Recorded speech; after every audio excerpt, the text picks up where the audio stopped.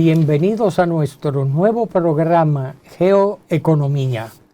Hoy le traemos 3 temas trascendentes, importantes. El primero, importancia de la cartografía en los censos. Ustedes ahí se van a deleitar. Nuestro segundo tema, vamos a tratar las recientes elecciones en Estados Unidos. Y traemos como tercer tema la crisis económica y su impacto en las elecciones. Y particularmente trataremos en Estados Unidos. Muchas gracias. Pedro, tenemos ahora como primer tema la importancia de la cartografía en los censos. ¿Cuál es realmente esa importancia en los censos de la cartografía? Bien, la cartografía es realmente una herramienta muy importante, no solamente en los censos, sino también en las encuestas. Pero en este caso vamos a tratar, ¿no?, el caso de los censos, porque es el caso que tenemos actualmente sobre la mesa. Toda operación censal debe contar con una enumeración previa de las viviendas y la cantidad de personas que viven en ella para actualizar lo que es la parte cartográfica. La cartografía no es más que la descripción gráfica de una situación en terreno. En este caso, los hogares las viviendas, pero la cartografía abarca mucho más, abarca también la captación de qué punto es un negocio, una iglesia, una instalación deportiva, una industria. Con esta información se logra segmentar las áreas de trabajo para que los empadronadores puedan acudir a realizar sus labores. Es una labor bastante científica, vamos a decirlo así, y tiene que apoyarse en herramientas bien precisas de elaboración de mapas, planos y croquis para los entrevistadores, para que los entrevistadores hagan su trabajo en una determinada área de trabajo. Y de tiempo. Sí, pero también es importante porque al final la cartografía le permite a los investigadores tener los mapas de las diversas variables que se levantaron en el censo, las cuales se traducen en estadística, pero también en indicadores, y suministran valiosísima información al Estado y a las instituciones del mismo. Fíjate, en ese mismo sentido, esa importancia, como tú bien señalas, de la cartografía censal y esa actualización constante, continua, que debe de tener para ya georreferenciada, porque es la introducción de la tecnología actual en la cartografía y las facilidades de que teniendo una buena base tecnológica no hayan dificultades. Fíjate, tengo entendido, y ya como una pregunta, ¿en qué consistiría la división territorial del país para los fines del censo y para qué sirve? Bien. Como sabemos, en la primera parte de la boleta censal, si me pueden presentar la primera imagen, por favor. La primera imagen, por favor, de la boleta censal. Ustedes van a poder notar en la misma la sección de ubicación geográfica. Sí, en el mismo proceso de la ubicación geográfica, esa boleta censal ofrece una serie de informaciones que independiente de la misma, tú puedes ir describiendo para que La primera parte de la ubicación geográfica consiste en colocar la ubicación de la provincia, el municipio, el distrito municipal, la accesión y el barrio o paraje.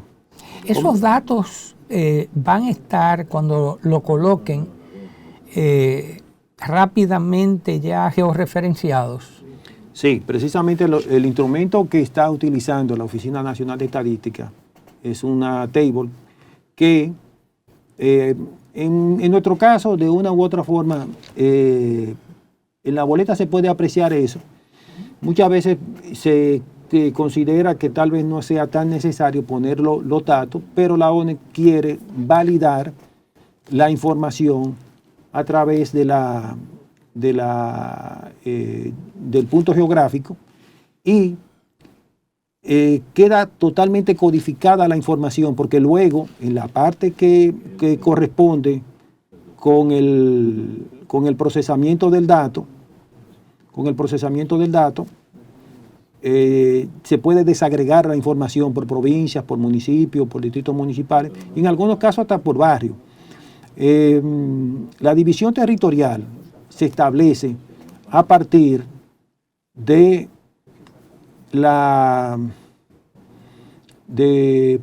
políticas a nivel del Congreso, que es quien determina la misma. Por ejemplo, cuando una determinada comunidad trasciende y pasa a ser de un paraje a un municipio, de un paraje a un distrito municipal, de un distrito municipal a un municipio, e incluso cuando crear una nueva provincia. La ONE acompaña al Congreso en estas labores y ha realizado,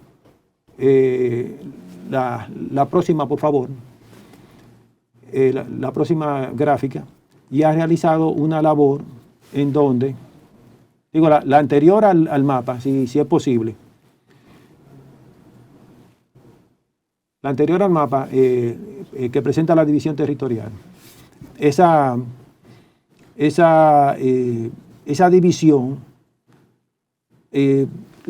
describe con los diferentes códigos las provincias, los municipios, los distritos municipales y el nombre de los mismos. La división territorial, bueno, ahí lo podemos ver en pantalla. En el primer caso, en la primera tabla, se pueden apreciar los campos, provincia, municipio, distrito municipal, sección, barrio, paraje. Y se puede también apreciar que existe un campo llamado subbarrio. En algunos casos es interesante, por ejemplo, aquí en la comunidad en Santo Domingo existen muchos sectores que tienen subdivisiones adentro. Por ejemplo, el barrio de Naco tiene un sector que se llama La Yuca, que es de una configuración totalmente diferente a lo que es el conjunto en general. Arroyo Hondo tiene también la llamada Puya, que son grupos que no corresponden totalmente a las características generales del barrio. Por eso también existe esa división. Pero para fines del censo, el censo presenta las informaciones en la mayoría de los casos, llegando hasta el barrio, la información del barrio.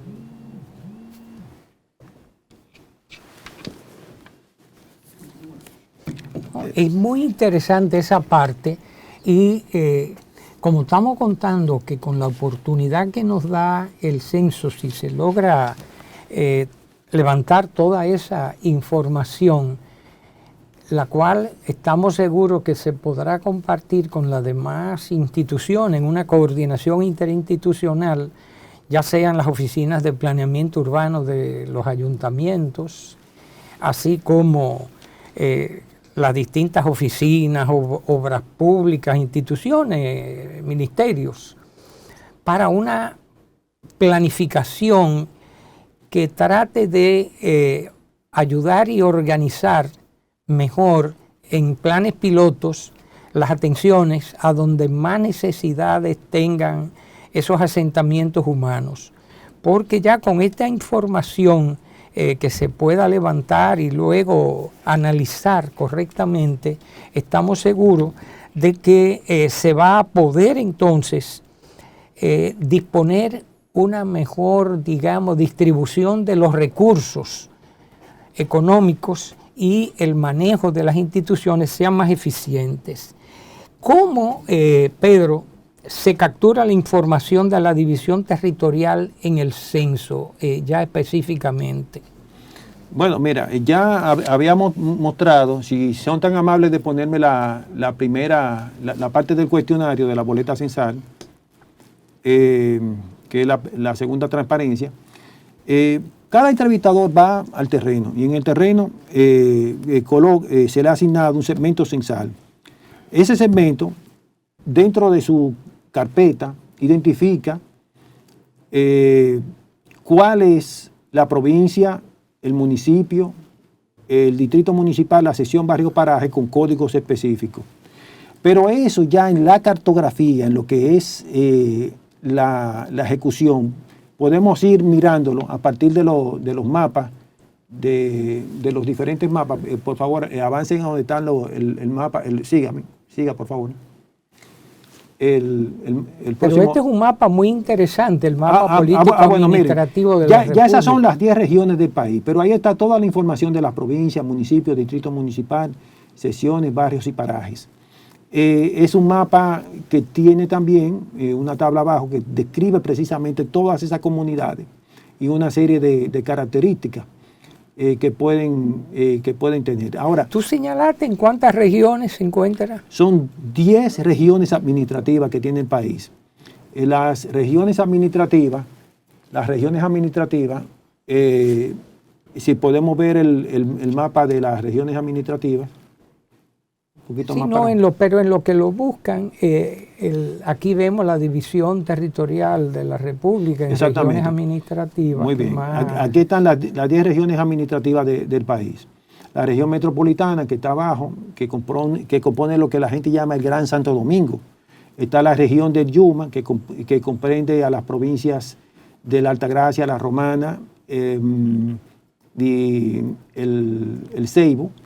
Está también la región Iguamo, que tiene San Pedro de Macorís, Monteplata y Atomayor, y así sucesivamente. El Cibao tiene 4 regiones, el sur tiene 3 regiones, pero esas regiones a su vez están compuestas por las provincias. Para darle un ejemplo, la región del Cibao tiene las provincias de Santiago, Espaillat y Puerto Plata, y los datos que se obtienen al procesar la información del censo pueden ser presentados por los diversos niveles que hemos descrito, por regiones, por provincias, por municipios. Entonces, cuando se hace, por ejemplo, una tabulación de los datos por provincia, esta información tiene utilidad para las diversas áreas administrativas, por ejemplo, la Junta Central Electoral. La Junta Central Electoral puede usar esto para fijar la cantidad de senadores y diputados. Algunas,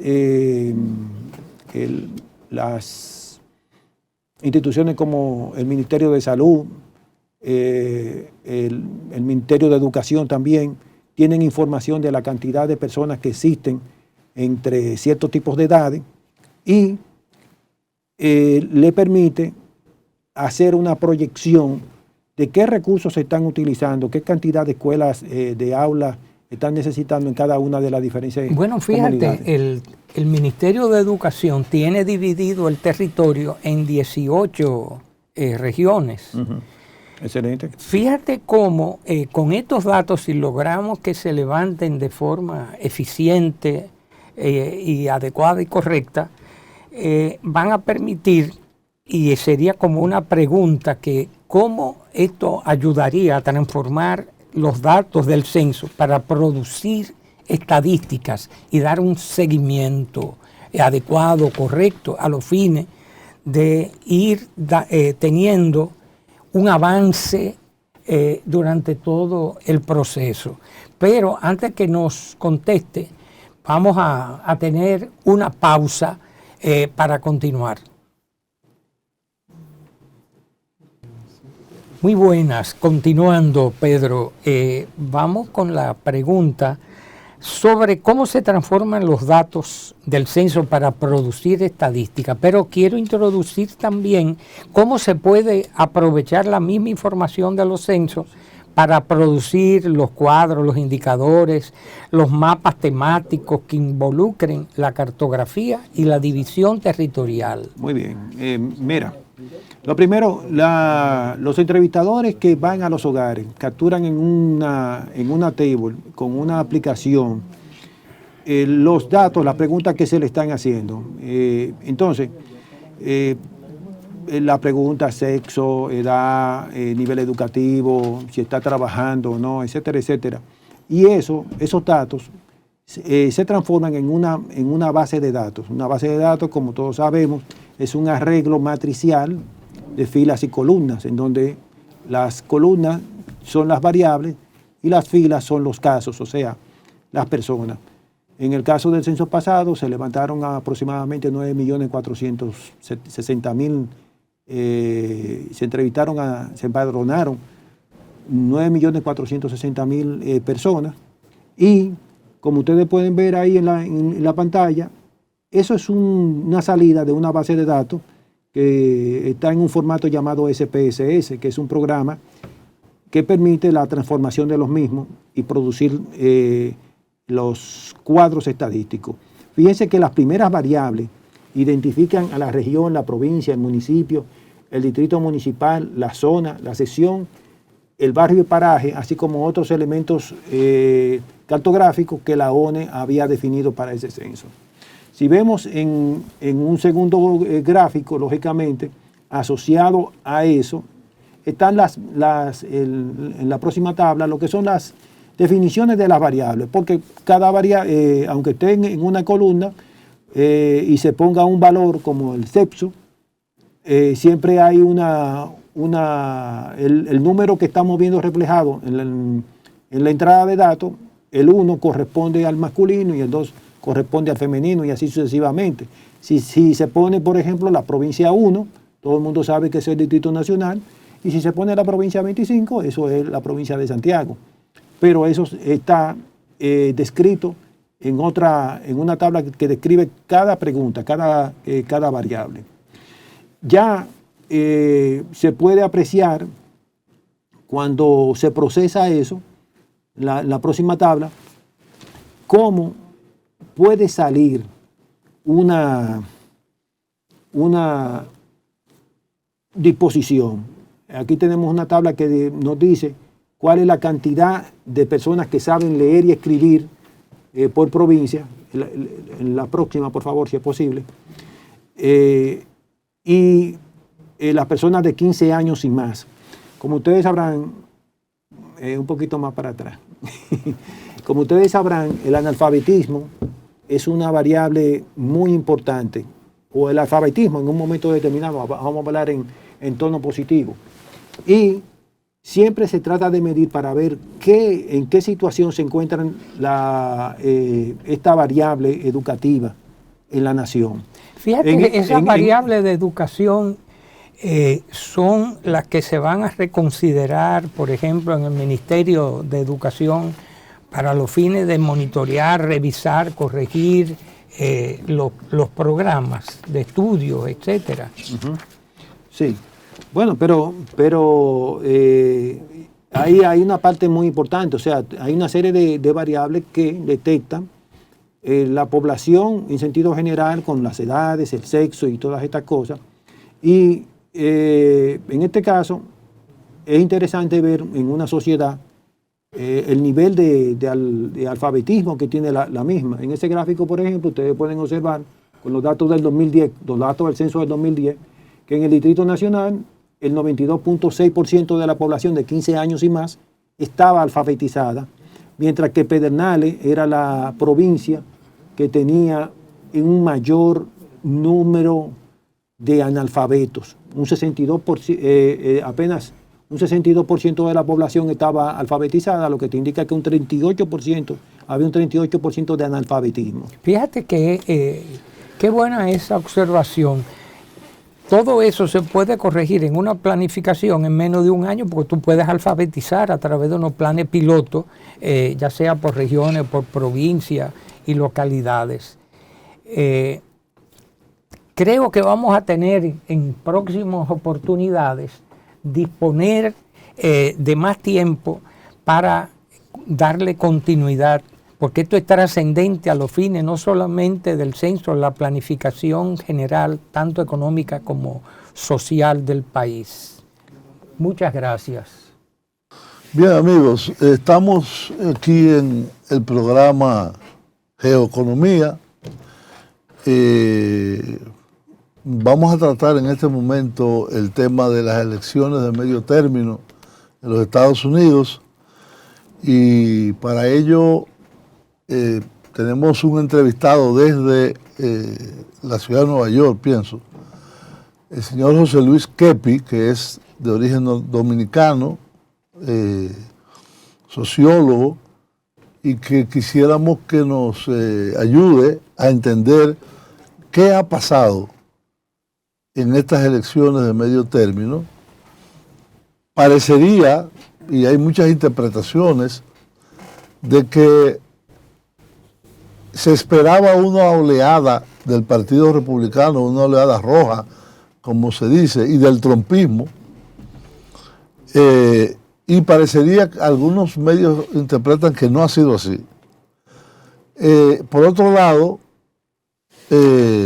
se aduce de que el Partido Demócrata y el presidente Biden han resistido relativamente, pero las proyecciones que vemos, evidentemente no se han terminado la contabilización de todos los votos, es que los republicanos, por muy poco margen, van a controlar el Senado y van a controlar la Cámara de Diputados o la Cámara Baja. Todavía están pendientes, es algo que todavía no entendemos, un país tan desarrollado como Estados Unidos y casi una semana después, todavía no sabemos bien el resultado en estados como Nevada, Arizona, Carolina del Norte, Georgia habrá una segunda vuelta, New Hampshire tiene ya 99% del voto escrutado, Ohio, Pensilvania también tiene 99% y parece que ahí ganó el Partido Demócrata, y Wisconsin, entre otros. ¿Podría, por favor, orientarnos haciendo una apreciación de estos resultados y hacia dónde dirige esto a los Estados Unidos de América?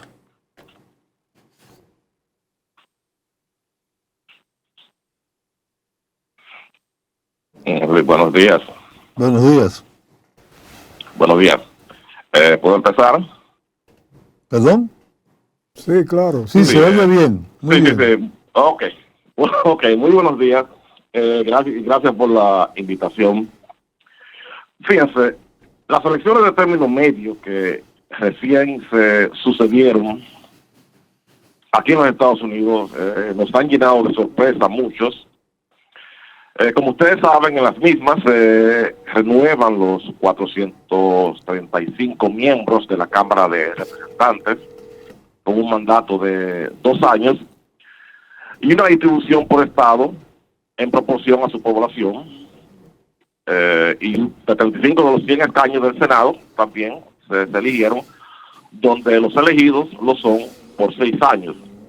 También hubo elección en 36 estados de gobernadores. De este número de curules, los republicanos defendían 21 puestos y los demócratas 14. Aunque el Senado tiene algunas funciones exclusivas importantes, como por ejemplo el examen y ratificación de determinados nombramientos, entre ellos los jueces federales y del Tribunal Supremo, Sí. el control de una sola Cámara ya permitiría a los republicanos hacerle la vida imposible a Biden de haber ganado. Ahora, en la segunda mitad de su mandato, junto al Congreso, se eligen cargos estatales y locales, incluidos los gobernadores de 36 estados. Además, se celebran 132 referéndums en 37 estados sobre asuntos tan variados como el aborto, la legalización de la marihuana, la sindicalización obligatoria, las restricciones al voto, el régimen de trabajo forzado o semiesclavitud de los presos, que eso es otro tema, la legalización de las apuestas deportivas o el salario mínimo de los camareros. Entonces, los demócratas, por ejemplo, se encuentran ahora de fiesta por el hecho de que no ocurrió la gran barrida pronosticada por los republicanos. Ello, en definitiva, tendrá que ser un tema de debate al interno del Partido Republicano, quien tendrá la tarea ahora de manera circunspectivamente cuestionarse qué pasó, y puede que con el recién anunciado triunfo de Mark Kelly en Arizona, el Partido Demócrata continúe teniendo una estrecha mayoría en el Senado. Ya son, es decir, 49 los senadores con los que cuentan los demócratas. En Nevada, por otro lado, la candidata Catherine Cortez Masto ha prácticamente neutralizado de golpe la ventaja que le llevaba al republicano Adam Laxalt. Es decir, que si los demócratas consiguen Nevada, no tendrán necesidad de esperar a la segunda vuelta de Georgia para retener el control del Senado, lo cual es una buena noticia también para los demócratas. Es decir, que esto puede interpretarse como un revés para Trump, pues lo deja más vulnerable ante sus posibles retadores dentro del partido, en especial DeSantis en Florida. Sí. Y ustedes habrán visto que hubo un exabrupto por parte de Trump, en donde él daba a entender que se recurrió al fraude, no lo digo así, pero leyendo entre líneas, recurrió al fraude para ayudarlo en el 2018. Bueno, Bien. esto todavía esto está todavía desarrollándose, Sí, adelante, pero Kepi. esto definitivamente va a generar un escándalo dentro de la fila del Partido Republicano. Sí. José Luis, Kepis. Dígame. Sí. Ajá. Quería que tú también expusiera tu posición, tu manera de, tu forma de ver este proceso en el siguiente fenómeno que se está dando y que se verifica, ¿no?, en este último proceso electoral, y es el fenómeno de la polarización. Es decir, si hay algo que quedó evidente en este proceso electoral, es que la crisis política por la que está atravesando los Estados Unidos ha tenido como consecuencia más palpable la polarización de la fuerza política. Y esta polarización de la fuerza política, al mismo tiempo, si analizamos lo que está sucediendo en el Partido Demócrata especialmente, vemos que también el ala progresista, sector progresista de los demócratas, es el sector que más ha estado creciendo y que tal vez ha sido el que ha permitido en que estas elecciones el Partido Demócrata no sufriera una derrota como la que se estaba esperando.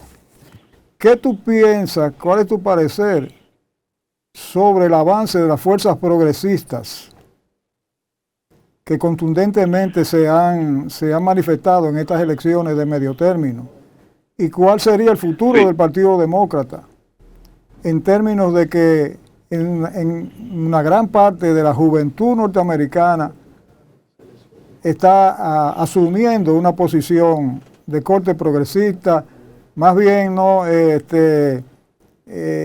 bajo el amparo del liderazgo de Bernie Sanders y otros representantes del área progresista. Inclusive sabemos que para el progresismo fue un éxito estas elecciones, en el sentido de que han avanzado, han entrado al Congreso una serie de individuos o de candidatos que se pueden no catalogar como de progresistas. ¿Cómo tú ves este fenómeno al interior de la política económica dentro de esa crisis política que está viviendo Estados Unidos?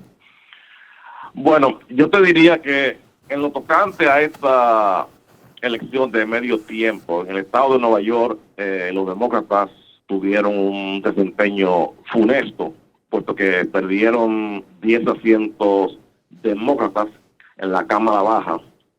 Yo no sé si usted ha visto, pero ello inclusive enfureció a la popular congresista Alexandra Ocasio-Cortez, quien pidió la renuncia de Sean Patrick Maloney, quien es el presidente de la campaña del Congreso Demócrata, por la funesta participación del Partido Demócrata en el estado yo me refiero a en el estado de Nueva York. No significa que en los diversos municipios, condados, las victorias demócratas no haya que tomarlas en cuenta.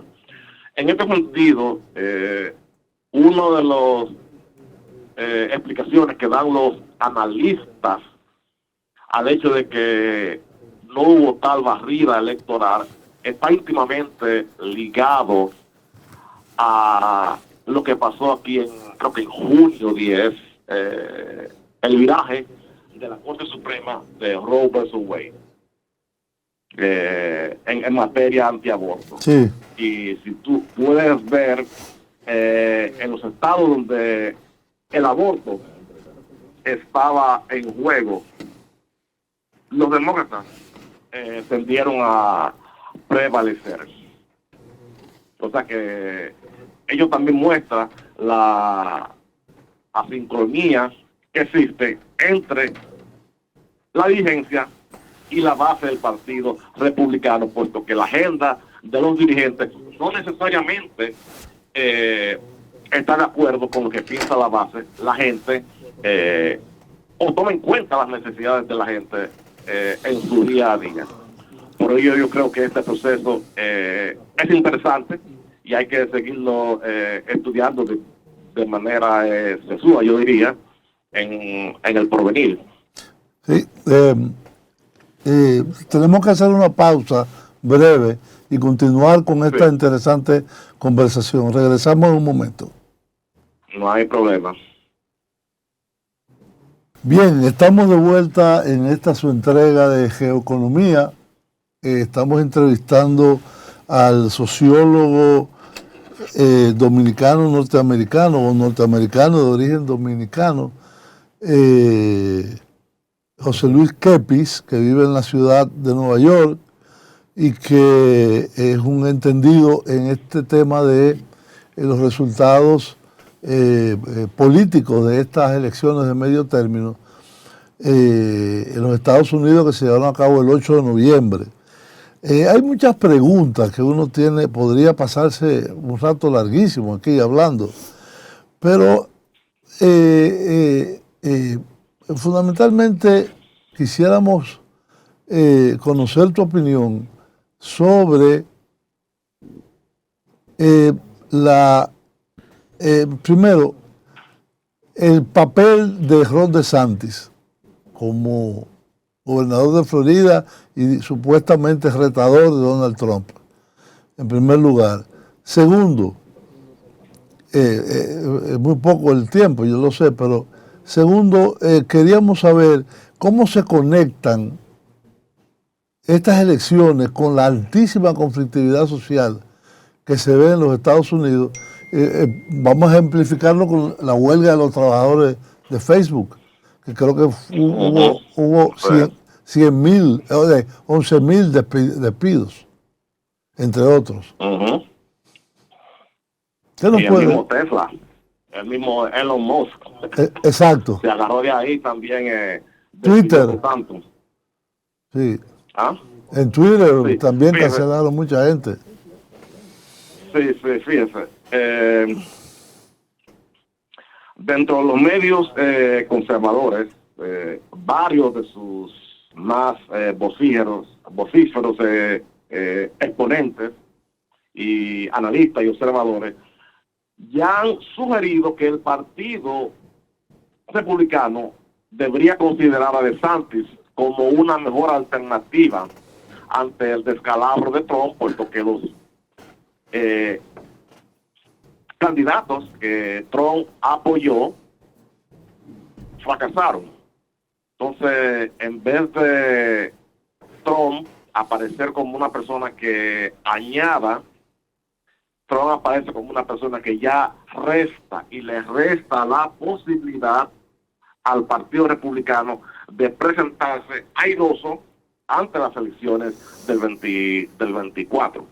DeSantis ganó con un cómodo 60% Sí. de la intención de voto en la Florida, lo cual lo coloca en una posición muy ventajosa ante la dirigencia del Partido Republicano.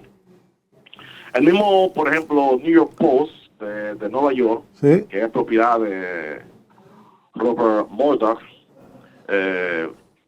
no sé si lo hizo de maldad por atizar el ego de Donald Trump, puso en primera plana al gobernador de Florida con la cabeza suya, o sea, de Florida, y jugando con su nombre que decía el futuro, que como era de esperarse, provocó la ira de Trump, quien de inmediato se refirió a Fox como un medio basura. O sea, Trump referirse a Fox como un medio basura, ya estamos a otro nivel.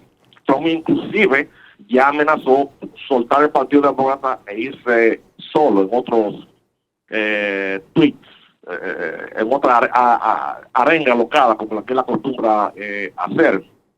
Inclusive hubo un mega donante, un tal Ken Griffin, fundador de una firma de inversión llamada Citadel, que donó $60 millones a los republicanos solamente en este ciclo, quien abiertamente dijo en una entrevista al medio político, que supongo que ustedes definitivamente Sí. conocen, Sí. que él estaba ya listo para apostar por DeSantis, asegurando que ya era hora, y cito, ya era hora de pasar a la próxima generación. O sea que con esto es que nos estamos enfrentando ahora dentro del Partido Demócrata. Y es posible que en los próximos días, en la medida en que más dirigentes, más políticos empiecen a romper DeSantis, esto genera una sensación de cascada, aunque yo no tengo una bola de cristal, pero eso está en el tapete ahora. Pero Con relación a lo último que me dijo de su pregunta, la segunda parte, cómo esto se vincula o se entronca con la crisis económica que atraviesa el país en los actuales momentos. ¿Qué le digo? Estas elecciones deben analizarse en el contexto nacional de un sistema democrático y económico que está totalmente descompuesto y en desbandada, y que pone en entredicho la democracia estadounidense. Como ustedes saben, este sistema democrático ha sido asaltado por la agenda neoliberal que ambos partidos han impuesto en la nación durante los últimos 40 años. Y definitivamente existe un consenso en ambos partidos sobre esta agenda. Lamentablemente el Partido Demócrata con Clinton, pero esa es otra historia, cayó en la trampa. Y no es que solamente que tenemos un aumento inusitado de los aspectos extremistas, como ya ustedes saben, y de la ultraderecha, ejemplificados en la transformación de la Corte Suprema, el asalto al Capitolio, el pasado 6 de enero del 21. Pero, solo para citar un ejemplo, Estados Unidos experimentó un traslado de la riqueza por parte de un 90% de la población de abajo al 1% más rico de arriba. Es decir, unos 50 billones de dólares durante las últimas 4 décadas. Y esto es un informe nada más y nada menos que de la Rand Corporation, que tengo el informe. Como ustedes saben, los salarios de los ejecutivos, de los llamados Chief Executive Officer, se han incrementado en la nación en 1.460% desde 1978. Y ahora ganan 400 veces más de lo que el trabajador típico gana en los Estados Unidos. Hoy por hoy, 3 hombres tienen la misma riqueza que la mitad más pobre de los estadounidenses, es decir, de 160 millones de ciudadanos, y que un 5% el más rico de los Estados Unidos concentra 2/3 de la riqueza nacional. Hay otros reportes que apuntan que desde el estallido del COVID, hace 3 años, la riqueza de los multimillonarios se ha incrementado por más de un 50%, lo que es equivalente a 5 billones de dólares, a 50 billones de dólares, y esto al tiempo que existe una feroz, racializada y violenta militancia partidista que continúa socavando los cimientos de esta nación. Tenemos un supremacismo blanco, un nacionalismo blanco virulento, una violencia antigubernamental virulenta que quedó manifestada últimamente en el ataque al esposo de esta señora Nancy Pelosi. Y todo esto se continúa extendiéndose como pólvora a lo largo y ancho de la población. Muy bien. Actualmente en Estados Unidos existe una población, un fragmento importantísimo de la población que literalmente vive en un universo paralelo. Y hubo otro, para concluir, otro reporte que leí de la CIA, que hizo un task force y determinó por una métrica que ellos utilizaron de +5, -5, que al asumir la presidencia de Donald Trump, los Estados Unidos regresó un -5%, y que ahora mismo los Estados Unidos no podrían seguir catalogándose como una democracia, sino que es ahora lo que ellos llaman una anocracia, que es un punto intermedio entre una democracia y una autocracia. Yo creo que es el deber nuestro de la fuerza viva, la fuerza progresista, ponderarnos qué vamos a hacer ante este futuro tan incierto y desconcertante en la nación. Muy bien, ¿Cómo llegamos hasta aquí y cómo podremos salir como nación de este atolladero? Muchas gracias, José Luis. Ha sido muy instructivo escucharte y evidentemente quizás eso nos compromete para intentar volver a comprometerte a tener una conversación un poco más larga sobre estos conceptos que tú has estado exponiendo y que son de sumo interés, no solo para los Estados Unidos, sino para todo el mundo y en especial para los dominicanos. Gracias y será en otra ocasión. Ok, muchas gracias a todos. Pasen un buen día. Igualmente. Bienvenido de nuevo a nuestro programa Geoeconomía. En esta ocasión vamos a tocar nuestro tema central que se refiere a la crisis económica y también, por supuesto, a las elecciones de Estados Unidos que se acaban de celebrar. Debo de indicar que antes de agotar este tema, vamos a tener una participación de parte de nuestro querido y apreciado amigo Julio Ortega Tuz sobre un acontecimiento de carácter mundial que es la cumbre que se está celebrando en Egipto en estos instantes de 7 al 18, 19 de este mes de noviembre sobre el cambio climático. Luego de unos minutos inmediatamente seguiremos, entraremos en el tema de diálogo y debate sobre, como ya acabo de decir, la crisis económica de Estados Unidos y las recientes elecciones intermedias. Julio. Bien, muchas gracias, Luis. Yo quería poner de relieve, creo que es algo de mucha importancia para todos los dominicanos, la celebración de esta COP27. COP significa Conferencia de las Partes, que reúne el panel científico independiente sobre cambio climático y sobre los objetivos que se lograron acordar en esta cumbre. Se celebra todos los años, la 15ª COP, que se realizó en París en el año 2015. Regularmente los jefes de Estado, por la importancia que tiene el tema del cambio climático y del problema medioambiental, asisten de forma muy masiva, como fue en París, o de forma menos masiva, como es en esta ocasión. Los presidentes dominicanos han asistido a muchas de estas cumbres.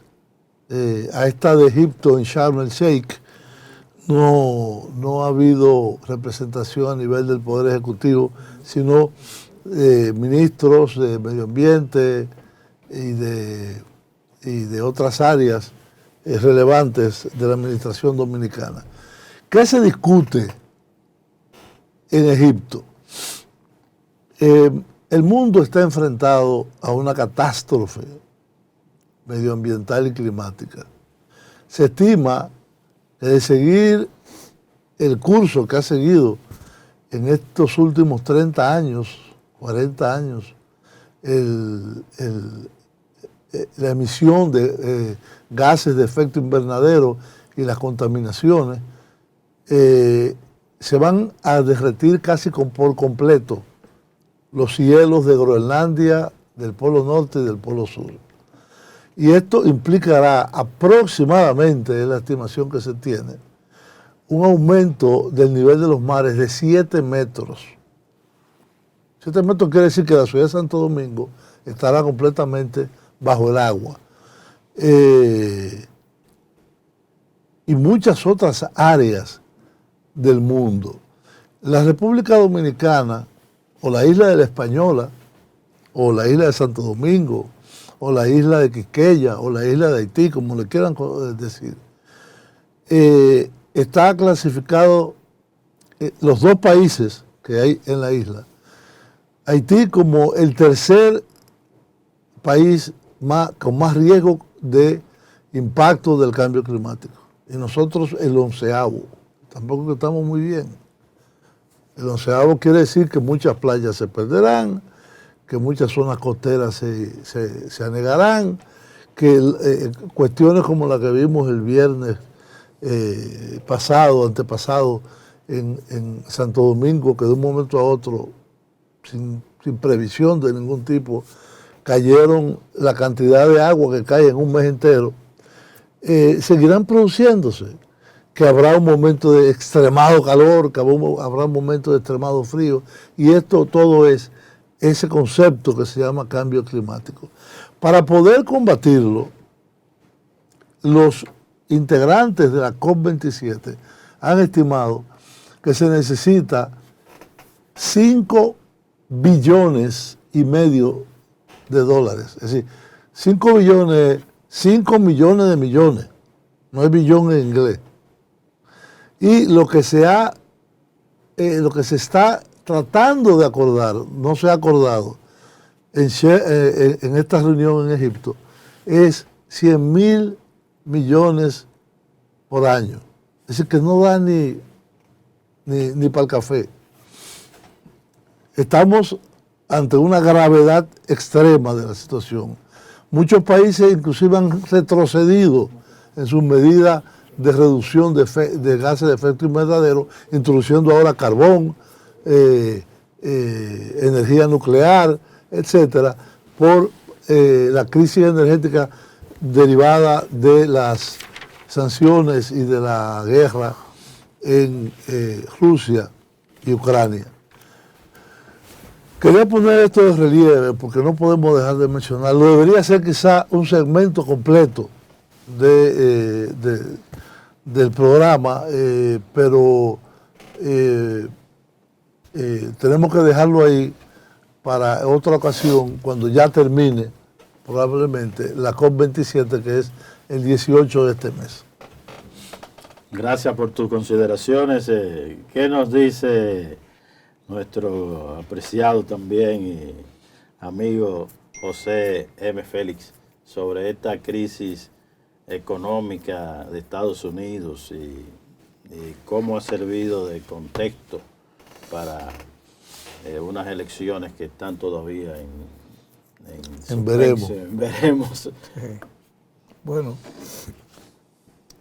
lo primero que hay que decir sobre esta crisis norteamericana no es ni siquiera reciente.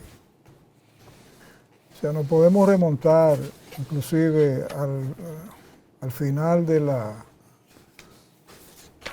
del periodo digamos, de bonanza que experimentó la economía norteamericana luego de la Segunda Guerra Mundial. Aproximadamente 30 años hasta mediados de los 60, Estados Unidos la población norteamericana pudo disfrutar de una economía bastante beneficiosa, inclusive para las familias, para los trabajadores. Pero a partir de la crisis del 1974-75, la economía mundial inclusive entra en un proceso, hace 50 años, un proceso de disminución de la tasa de su tasa de crecimiento, ¿no? Y esto se le endilga a la disminución en las inversiones y en la disminución, esto es un concepto marxista, pero que bastante analiza muy bien el fenómeno que está ocurriendo, disminución en la tendencia de la tasa de ganancia. Esto, lógicamente, ha creado, sobre todo, una modificación en el modo de acumulación capitalista desde el periodo fordista keynesiano, pasando por un periodo de transición que se llamó periodo de acumulación flexible, en que los avances tecnológicos permitieron que la producción capitalista fuese internacionalizada. Ya los procesos industriales, los procesos de producción se verificaban en cualquier parte del mundo, ¿no? Hasta entrar de lleno en el proceso de globalización. Finalmente, Estados Unidos en este proceso, ¿no?, perdió más de 60.000 empresas productivas que salieron del territorio norteamericano, convirtiendo la economía norteamericana en una economía de servicios, sobre todo financieros, de seguros y otro tipo de servicios. ¿Qué implicó esto? Implicó una pérdida en la generación de plusvalía. Y esa pérdida en la generación de plusvalía es un fenómeno que marca el estado de la economía norteamericana actual y todos los procesos, inclusive políticos y sociales, que se han derivado a partir de ese fenómeno estrictamente económico.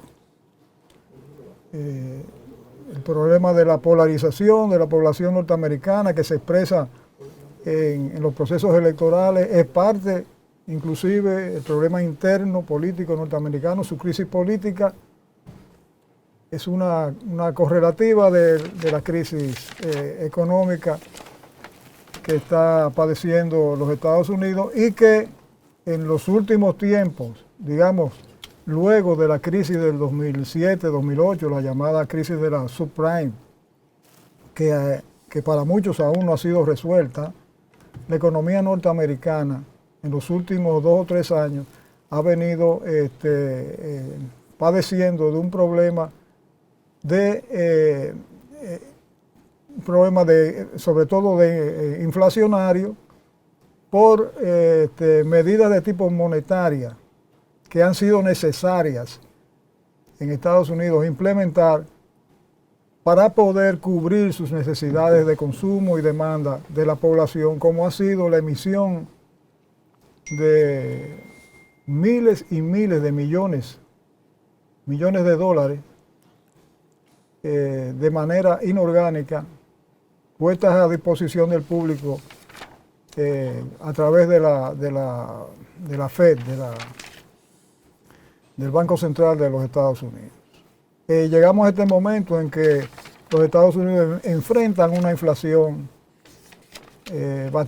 no vista desde hace 40 años. de hace 40 años o más posiblemente desde los 2007, 2008, y que a pesar de que ha estado en un proceso, digamos, de disminución, mínima disminución, por efecto de las medidas restrictivas monetarias que está tomando la Reserva Federal, no es menos cierto que la salida que se le ha dado a la crisis ha provocado un problema, digamos, más grave, que es el problema de la recesión. Y se dice que Estados Unidos ahora sufre del fenómeno de la estanflación, es decir, estancamiento con inflación. Próximamente se esperan nuevas alzas de interés, de la tasa de interés a través sobre todo de la Reserva Federal, y por lo tanto digamos, el panorama económico de los Estados Unidos en los próximos años estará marcado, lógicamente, por este fenómeno, y eso debemos concluir también de que ese fenómeno va a influir el comportamiento político, ¿no? Las vías políticas que va a tomar finalmente el pueblo norteamericano como consecuencia de esta estructura económica que está marcada por la inflación, por la estanflación, y que golpea a las grandes masas de ese país. ¿Qué nos puede decir el arquitecto Luis Guzmán? Bien, en lo que han comentado al respecto, lo que se vislumbra igualmente son grandes reformas y retos que tiene el gobierno de los Estados Unidos para transformar todo el sistema energético, ya que producto de estas guerras, la crisis de energía que están atravesando el mundo, y particularmente se ve en la Unión Europea, los Estados Unidos tienen que abocarse a identificar un suministro y garantía de energía más económica, más sana en cuanto a las posibilidades de disminuir los daños ambientales, reducir las afectaciones al clima. Y para ello creo que ha sido, se verá feo, pero beneficioso, estas guerras, porque es un reto que tienen los científicos, los técnicos, para poder abordar y profundizar en la transformación y garantía del suministro de energía en general en el territorio, no solamente Estados Unidos, sino la misma Europa y el mundo. Tiene que abocarse a explorar y a encontrar fuentes de generación energética más amigables, no solamente con el medio ambiente, sino con la misma población y la gente, porque sin energía no hay economía. O sea, tenemos ahí una alianza, digamos, hasta irrompible, hermética, cerrada, entre la economía y la energía. Por tanto, el reto que tienen los científicos a nivel mundial y los Estados Unidos para garantizar en su población, en su gente, estas crisis económicas que se han ido generalizando y han ido produciendo estos grandes desempleos en las grandes empresas que han ido desplazando y sacando empleados por la crisis del mercado. Pero en particular lo que veo es la demanda de la reforma fundamental de fondo sobre la crisis energética. Eso tiene que tener una revolución total al respecto a la forma de cómo hasta ahora nos abastecemos de energía. En general, no solamente energía eléctrica para los vehículos, la movilización en las industrias, las fábricas, las tiendas, la vida toda. Muy importante todas las observaciones que han hecho los colegas. Yo solamente quisiera puntualizar y a la vez establecer diferencias con enfoques, no con los colegas, sino con una serie de economistas que han venido hablando de que viene una recesión. Nosotros ya estamos hace tiempo en una recesión. Y voy a dar algunos numeritos para fundamentar mi posición. La tasa de crecimiento del Producto Bruto Interno, todos los bienes y servicios producidos, en este caso durante un año, a precio de mercado, en el 19 fue 2,3%. En el 20, que fue con la pandemia, se cayó a menos 2,8%. Y hubo el rebote en Estados Unidos a 5,9%. Ahora, si tomamos 5,9%, si tomamos esta cifra por trimestre, estamos delante de una recesión que viene ya desde hace años. ¿Por qué? Porque el primer trimestre anualizado, es decir, se calcula el primer trimestre pero en relación al periodo anterior, es decir, desde los 4 trimestres, se cayó a menos 1,6%.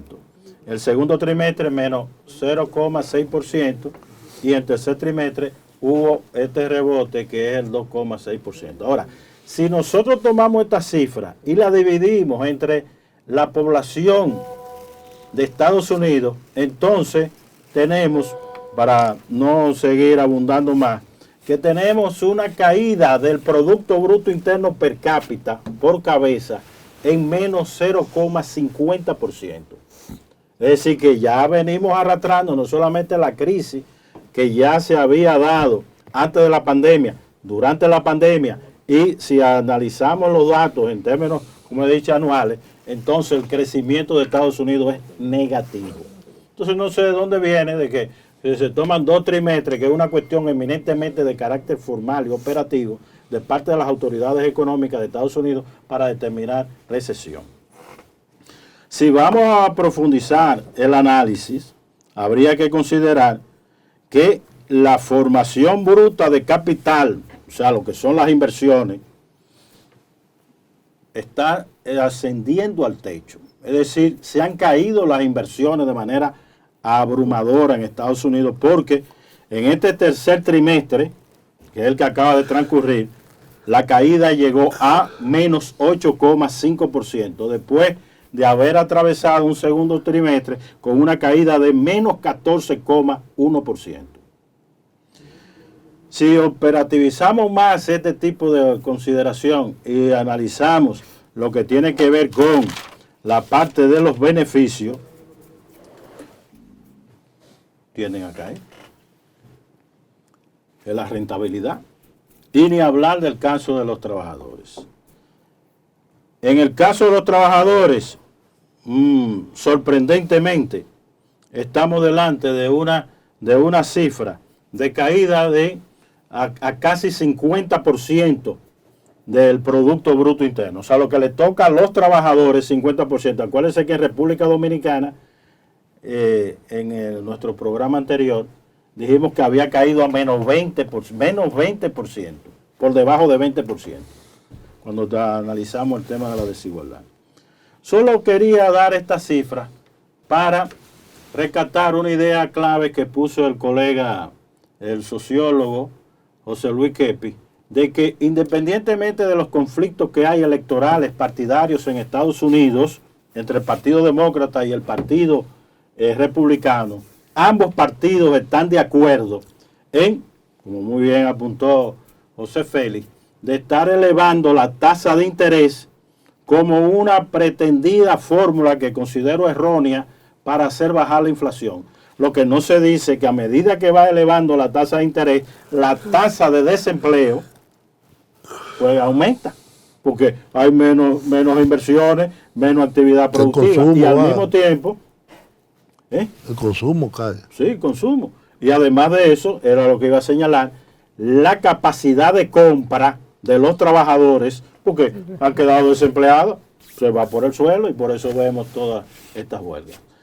Vamos entonces ya en esta parte final a dar unos turnos respectivos antes de terminar nuestro programa, para que cualquier punto de coincidencia o punto de diferencia o algún nuevo punto aparezca antes de cerrar nuestro programa. Julio. Sí, yo quería referirme al tema del tema económico, porque por varias razones.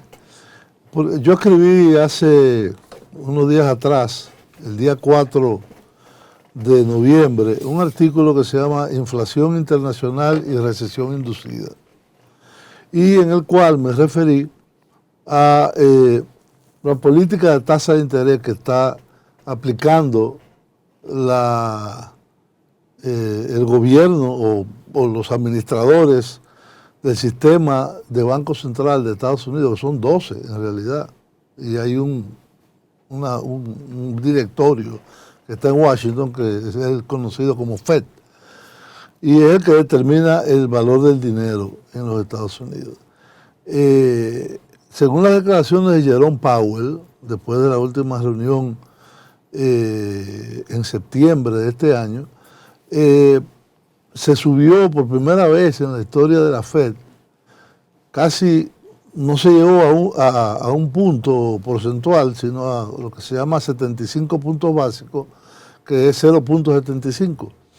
De 2.50 a 3.25, la tasa del dinero que presta la FED, que se lo presta a los bancos, y de ahí se va en cadena hacia abajo. Y que esa tasa de interés probablemente terminaría el año entre 4,5% y 5%. Ya la subieron 75 más y está en 4% después de este anuncio. Y evidentemente es claro que la autoridad monetaria en los Estados Unidos está sacrificando la actividad económica aún más de lo que ya se había debilitado por los efectos del COVID y otros elementos pertinentes. Es decir, los Estados Unidos en el 2023 va a caer en un crecimiento negativo pronunciado, y eso va a tener una consecuencia en su economía propia, en el desempleo propio, en el consumo propio, en la inversión propia de las empresas en Estados Unidos, pero fuera también, debido al peso que tiene la economía norteamericana y en particular en la República Dominicana. Yo cité dos conocidos economistas norteamericanos. Uno es Joseph Stiglitz, que fue presidente del Consejo Asesor de Clinton, y a el señor Nouriel Roubini, que fue el único que previó, antes de suceder la crisis del 2000, de las llamadas, la burbuja inmobiliaria del 2008. Y yo pienso que las autoridades locales dominicanas tienen que tomar esto, pues ya nosotros estamos en una tasa de política monetaria de 8,5. Entonces, yo creo que este elemento necesita más ponderación, necesita más discusión y necesita más reflexión para poder sacar conclusiones, que sería lo más conveniente para nuestro país. Gracias por esa recomendación que seguro se tomará en cuenta en nuestros próximos programas. Es un análisis de fondo y más detallado sobre la economía dominicana. El tiempo es implacable. Hemos terminado nuestro programa Geoeconomía y les esperamos, Dios mediante, la próxima semana.